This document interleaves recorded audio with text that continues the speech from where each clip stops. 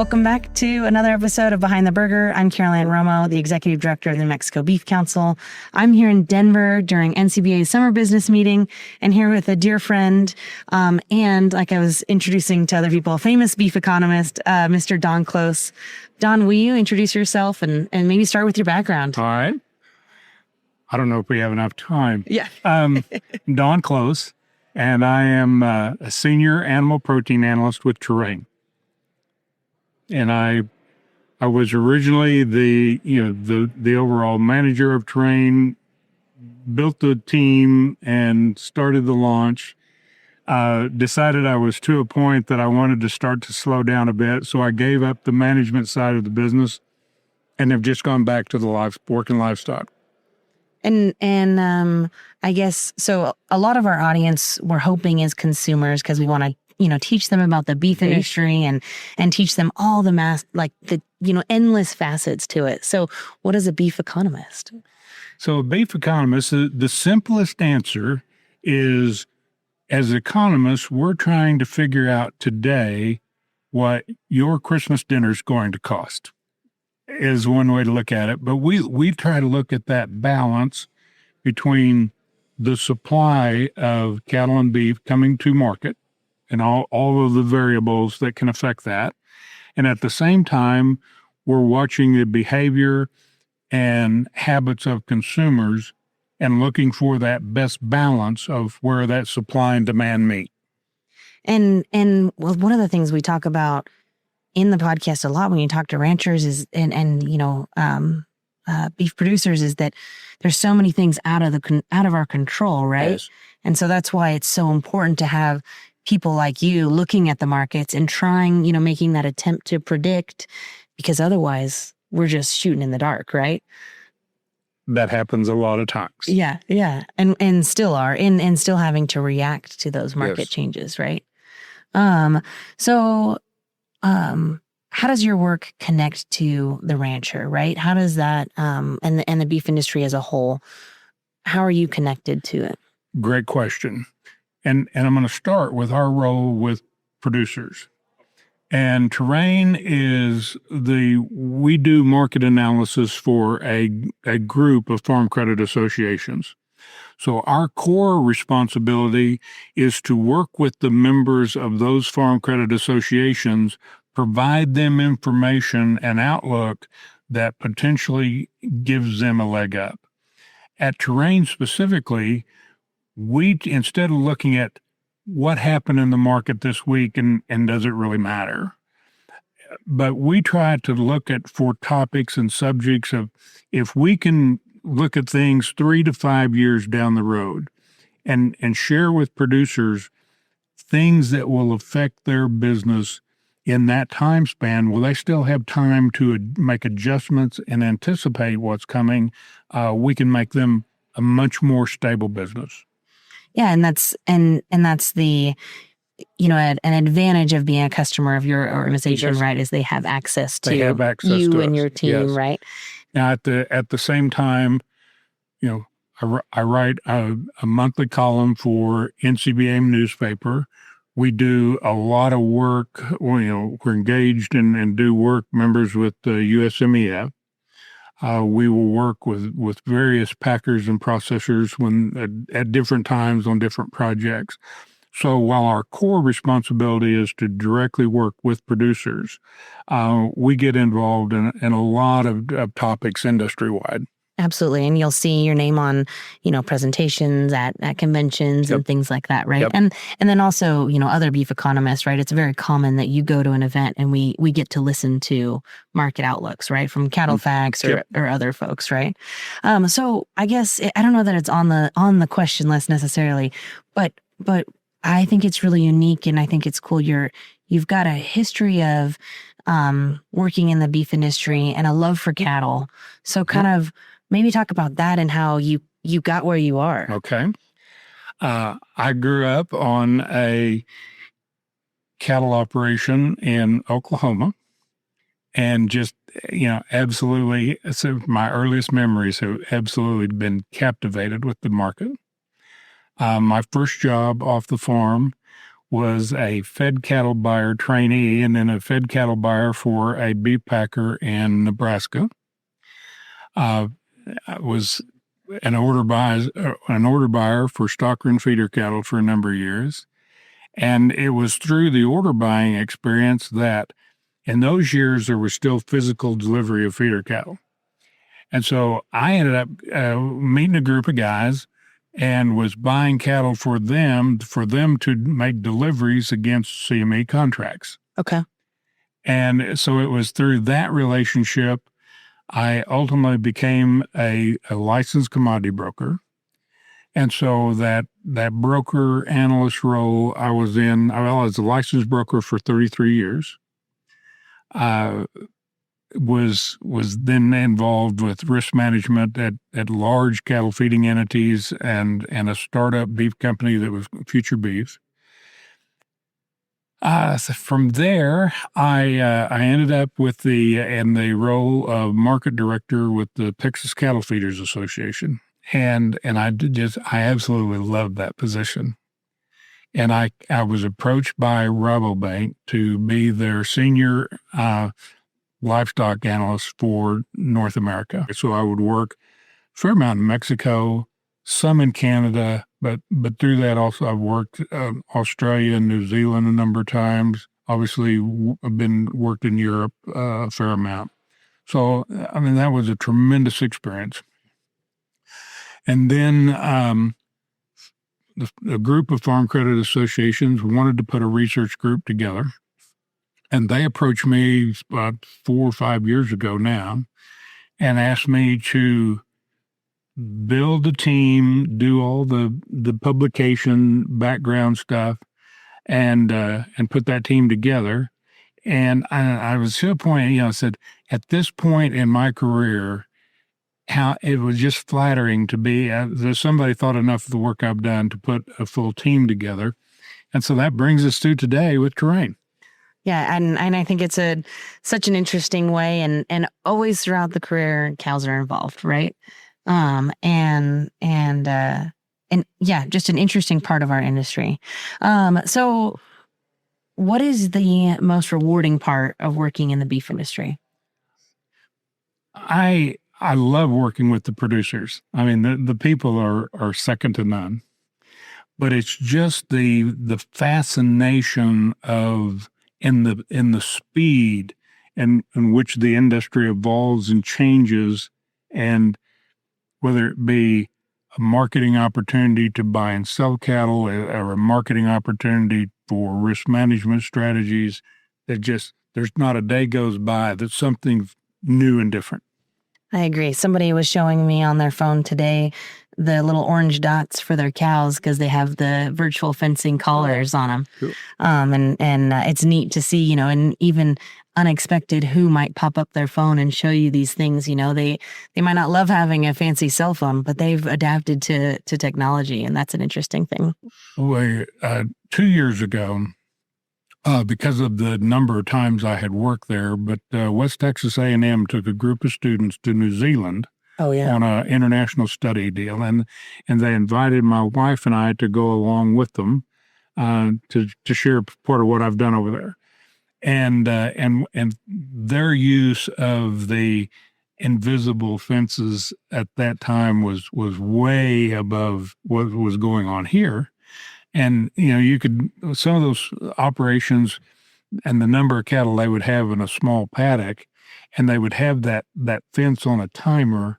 Oh, and wow. all those cows were in a row, and you could just watch them eat that paddock down one bite at a time. It was amazing. That's so neat. Yeah, I think the world of that technology, personally. So, what are some of the biggest challenges you see facing beef producers right now?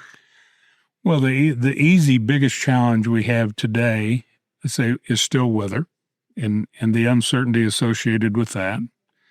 The second uncertainty, I would say, is just today's political environment is so volatile. And I'm not just talking volatile from the domestic front, but just our whole world situation today. The trade relationships between countries is just so volatile. Yeah, and again, and out of a lot of producers' control. Yes. Right? They might be able to control which blade of grass their cows are eating, but the whole market system is much bigger. The market system's bigger, but I have hesitation to just sign off that things that are out of their control. Because if you take traditional, whether it be straight up contracting, the CME products, and then the development of the insurance products, while there are a lot of things that we would be justified as being out of the individual producer's control, but he still can step in there and take on price risk and offset that price risk, so he has at least a stable financial base to the operation. True. And I wouldn't pretend to try and explain all of that, but basically in layman's terms, it's basically locking in a price for your cattle, right? So you're going to sell cattle in October. You say right now the price is this, and I'm going to lock that in so that when I get to October, I then have purchased that or have sold my cattle at that price. And the real challenge with that with so many producers is just to get them to know what their cost and what their true break even is. Once we have determined that number, they may not always be able to lock in as high a price as they would like to have, but they can lock in price levels that at least prevent them from a serious loss or in the extremes, losing a farm. Absolutely. And I know, so I didn't mention this, but I try not to talk about myself too much, but I also worked at Rabo AgriFinance, and that break-even conversation, right? So my banking experience, your banking and economics experience, that break-even is something that's really important. And when I talk to ranchers, our producers in New Mexico, they're always talking about those thin margins. Mm-hmm. And to know, if you work with thin margins, you should know your break even, right? You have to know your costs, and even when we go to schools, I have this little booklet of, a receipt booklet, because I'm just trying to teach kids that ranchers have to be businessmen and women. And I hold up my thing, and we keep track of every receipt and every cost and everything so that you understand that it is a business, So I was doing a producer meeting in Nebraska a handful of weeks ago, and we were down to the Q&A, and a producer made a comment that, well, the prices we have to pay for these replacement cattle today. I said, now hold up. Said, I understand what you're saying, and I understand just how high feeder cattle and calves are today. I understand that the margin is a challenge, but when you say have to buy them, you have a choice. Right. On what, all of the management decisions. Absolutely. So when people hear about beef prices or market swings, what factors are usually driving those? Well, certainly in North America, again, I would refer back to weather's our most frequent disruptor. Okay. That's going to enable us to see overdue expansion at times, but more often than not, forced liquidation is dry weather just forces them to liquidate numbers. So that's the big one. Okay. We've already talked about just the uncertainty of the global trade arena today. Who's our customer today? Will they be a customer tomorrow? Is probably another one I would have very close up. And so that means when you're looking at when you're studying the market, you're also studying weather, right? We keep a very close watch on weather. We look at the macroeconomic numbers constantly. We look at global economics constantly, and over the past year, Terrain did a series of reports on a topic that we called the Big Shrink. And what we have done is we have gone in and looked at fertility rates by country, and looking at the countries that are still, with the whole premise that agriculture worked on for years, that we have to be prepared to feed 9.5 billion people by 2050. And when you really drill down into those fertility rates, there are very few countries in the world today that still have a fertility rate high enough to actually be expanding populations. Most countries are flat at best or contracting. And then the big takeaway there is as populations age and the number of seniors overloads the number of still early family or working age adults, people's spending habits change as they get older. Their food consumption changes. You no longer have a house full of kids.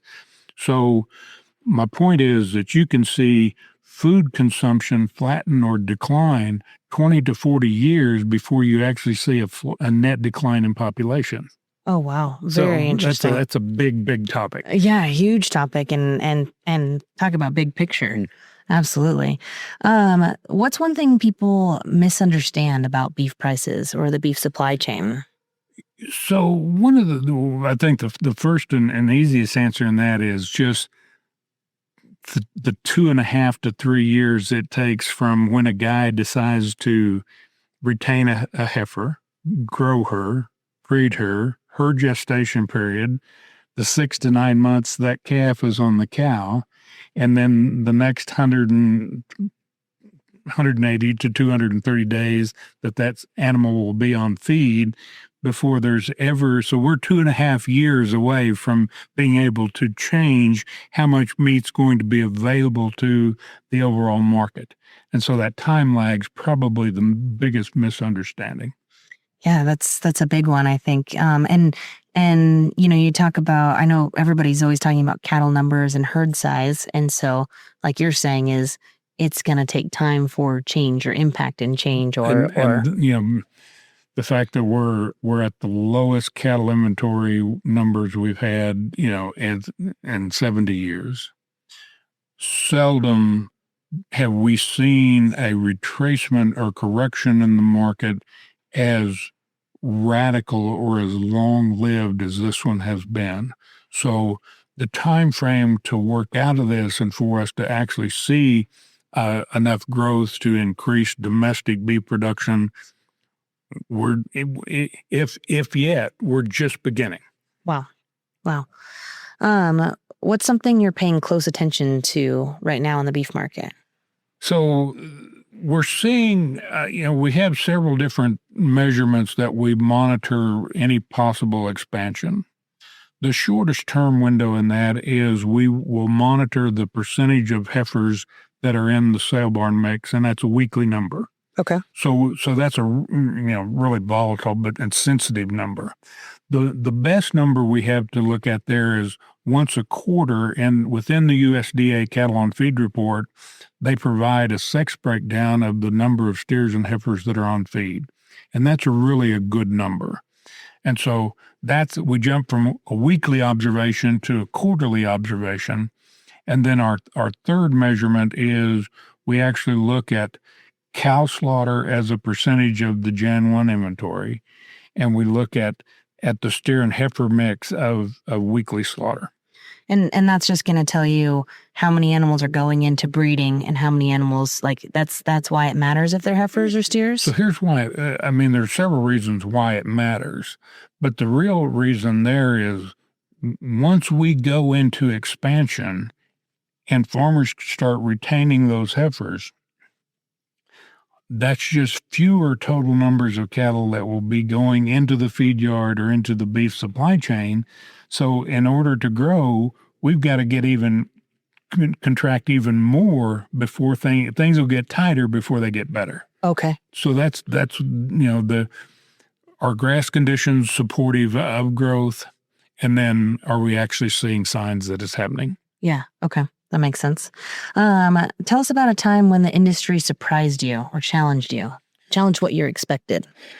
With the New Mexico connection, the BSE event was probably the biggest shock. Well, one of the biggest. The dairy buyout program there in the early 2000s, late 90s was a huge disruptor. But the disruption from the BSE event, and then the cow that stole Christmas. And I was working in Hereford at the time with Aztec cattle, and I had taken the family to Taos, and we were skiing for the Christmas break. And I had skied all day at Taos Mountain and was walking across the parking lot with my boots and the skis above my shoulder. My phone starts going off. I start dropping, stuff to answer my phone. And a friend of mine called and said, there's going to be a press release in about 30 minutes, and it's going to change your life forever. And it did. Yeah. But and I was in the parking lot at Taos, the ski area, when I took that call. Oh my goodness. And for a consumer, the BSC event was an animal health and even an animal health issue that happened, was it 10 years ago or less than 10 years ago? Oh, was that 93? Oh, 20. Yeah. Oh, 30 years ago. My timing is, I'm still one of those that thinks 2000 was just a few years ago. 2003. Okay. Yeah. So 20 years ago. And it completely changed a lot of things. Yes. It was a very severe problem for the beef industry. Yes. And that would be my quick version for a consumer. The most recent, I would say, is major disruptor. And it just took a lot of changes to get it to adjust. But the whole COVID experience, when the restaurants closed, the beef plants, closed or took a break. And once they were operating, we had to work all that beef and the prime product that up until that point in time had predominantly gone to the restaurant trade. The packers had to get that prime product to the retail counter and only had weeks to do it. And the effect that we've had was often when we have added ultra high quality product to the retail mix and consumers, how quick they were to respond. And we haven't seen the slowdown from that yet. Yeah, we got used to it as consumers, right? Yeah, that was a big time in our industry. And even I've noticed a lot of New Mexico producers started selling beef direct to consumer. And it didn't necessarily mean it became their whole business, but as a part of their business, because supply chains were crashed or, things were, everything was slow, everything was changed and different. They realized if they could have some beef to sell on the street, they could do it. And now they've built, a lot of them have built really great businesses out of it. But yeah, COVID changed a lot that in the beef industry. What's the best piece of advice you've received in your career? Yeah, when I saw the questions you were going to ask, and that's probably one of the ones that I'm most challenged at thinking off the top of my head. But I would say one real mentor I had in the industry is allow the market time to work. And particularly today, we're in such a instant gratification society that just as we've talked, the time window it takes from retaining a heifer and growing her up to get that her calf into the market.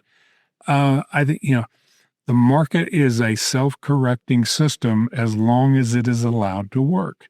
And so I think that would be that lesson learned is just, hey, this market will take care of itself if we just let things play out. Yeah, that's good advice for listeners, especially producers too. And I think I want to say it was you that told my husband too that it's time in the market is better than timing the market. Yes. And he loves to tell me that all the time because it's just an important thing. If you want to buy cows now or you want to whatever, it's about time in the market is better than trying to time. Yeah, if you look at what we've seen with cattle prices over the last 3 years. But if you look at the broader market and the securities market, that trying to outguess it, that market is up about 70% of the time. But in the last 3 years, if you were out of the market on 4 days, it would make the difference of you being a net winner in the market or a net loser in the market. 4 days. Wow. What's something people might not know about you outside of economics? Wow. I'd say the first one is just how much of a hardcore foodie I am and how much I like to cook. And I take that very seriously. And so that's probably the closest true thing I have to a hobby. The other one that catches people by surprise is that I'm a Harley rider. Stay with us. We'll be right back. This episode of Behind the Burger is brought to you by the New Mexico Beef Council. At NMBC, we're all about supporting New Mexico's ranchers and bringing the story of beef to life, from pasture to your plate. If you're enjoying these conversations, be sure to follow us on social media to keep the journey going. You'll find us on Instagram and TikTok at NMBeef and on Facebook at NM Beef Council. We're sharing ranch life, beef tips, recipes, and the people behind the plate. Come be part of the story. Yep. Two good ones. And the foodie one has always been a good one. You've given me recipes over the years, and we've called you for advice on grilling on the Big Green Egg. My weekends are filled with people calling up wanting to know, what do I do now? Yeah. Sending pictures. Does this look right? Yep. So why do you do what you do? Why do you continue to work for producers, work with producers? What makes you keep going? As I said earlier, I love the interaction with the people in this business. That would be number one. The second is my fascination with markets, and I like to make the analogy of a Rubik's cube. And take it, twist it, turn it, look on the bottom, look on all sides. But the magic is there's always an answer if you just look at it from enough dimensions. And it's that change and the challenge of it that keeps me going. That's perfect. That's a great analogy. Is there anything you wish consumers better understood about the economics behind beef? Yes, there is. And a couple of the data series that I keep is every month when we get the retail price series from NAS, we will do regression work where we will match up retail beef prices with the consumer price index, and we match up retail beef prices, the all fresh beef series or the choice beef series, to the average hourly wage. And if you take the amount of media attention over the last couple of years of how high beef prices are, if you look at beef in relationship to the CPI, so a comparison to all goods and services in the economy, until just this year, beef was really no higher than the increase in all the other goods and services. That would be a first one. The second one is if you look at retail beef prices in relationship to the average hourly wage, beef prices are not too high. And we talk about this fascination of just how strong this consumer demand has been and continues to be. And when you match it up with what they're actually taking on average, but what they're taking home, their purchasing power has really stayed pretty well in check. And that's what's enabled them to continue to hold their loyalty to beef. That's a really interesting number. And we've always kind of talked about it in the Beef Council meetings and stuff, is that yes, beef is expensive, but also so is a cup of coffee, and so is, a bag of potato chips. And so if you're choosing beef, you're choosing a high quality, safe, nutritious protein that can, give you the nutrients that you need in a really great way. So you just got to kind of choose where you're spending your choices. And you take that point and you look at what we're seeing today with just the overall increase we've seen in exercise and health. We look at the nutritional density of beef, and then now we're adding to that with the GLP-1s and how that drives that demand for protein even further as people try to retain muscle mass while losing weight overall. So we got several drivers here right now that are pushing that envelope. Absolutely. Absolutely. What advice would you give someone interested in pursuing a career in the beef industry? The thing I think I would say, and certainly with this market, as high as prices are today, I don't really think it's the ideal time for somebody to get in the market. I think there will be better opportunities. But the other thing is, if you just look at the economic challenges associated with starting a cow herd or cattle feeding for that matter, that the number of cases and clients that I've consulted with over the years, that if somebody wants to do it bad enough, there are ways to make it happen. Absolutely. Yeah. Which I think anytime we talk to ranchers, it takes a passion and it takes that desire, right? You've got to be willing to make it happen sometimes. Our last question, which is always our favorite question. What is your favorite way to eat beef? Oh, I don't know that there are any bad ways. So clearly my unending quest for the perfect cheeseburger and my scoring systems for cheeseburgers across the country and the world. So that would be the lead. As far as beyond a cheeseburger and just total eating satisfaction, a grilled flank steak and fajitas would be my number 2 and number 3. Okay. I love that. Do you and then you're also a pretty good chef and always have a great kitchen and great outdoor grilling. What's your favorite way to cook it at home? Is that fajitas or? Oh gosh, if you take the number of I'm probably during the season and even year round, but I'm probably grilling 3 to 4 nights out of the week. So I'm constantly grilling something. Yeah. The other real challenge to me with cooking, and we talk again the frequency. If you ask what's your favorite cut of beef, and the ribeye answer, I say anybody can take a really excellent piece of meat and heat it up.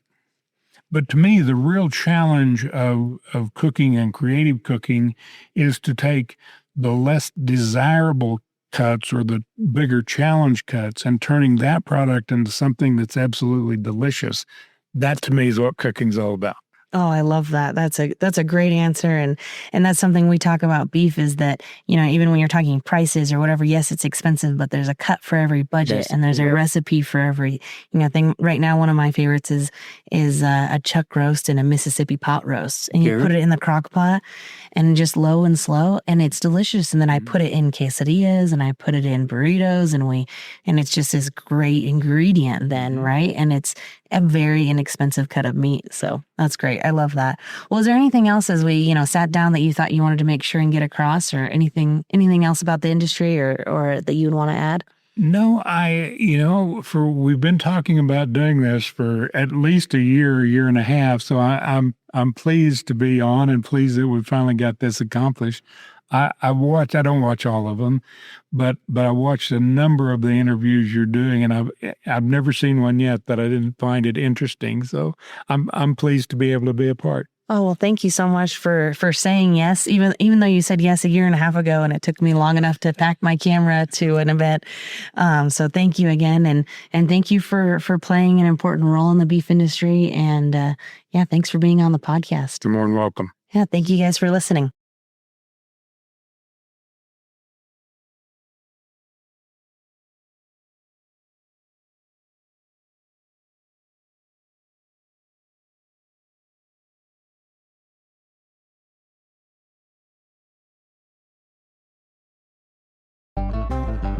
Behind the Burger is produced by the New Mexico Beef Council to celebrate the people and stories behind New Mexico beef.